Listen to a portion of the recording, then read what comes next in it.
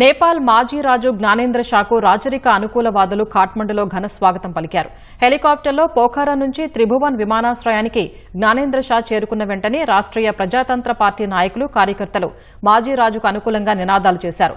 మా రాజును తిరిగి కోరుకుంటున్నాం, సమాఖ్య గణతంత్ర వ్యవస్థను రద్దు చేసి రాచరికాన్ని పునరుద్దరించండి అని రాసిన ప్లకార్డుల్ని ప్రదర్శించారు.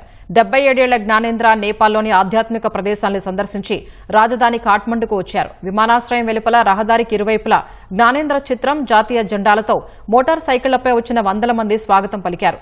జ్ఞానేంద్ర రాక నేపథ్యంలో ఎలాంటి అవాంఛనీయ సంఘటనలు జరగకుండా భారీగా భద్రతా సిబ్బందిని మోహరించారు.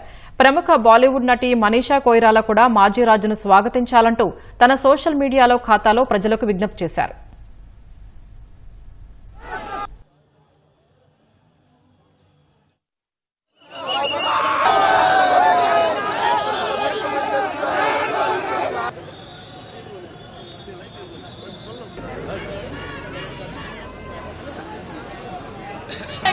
के बंचो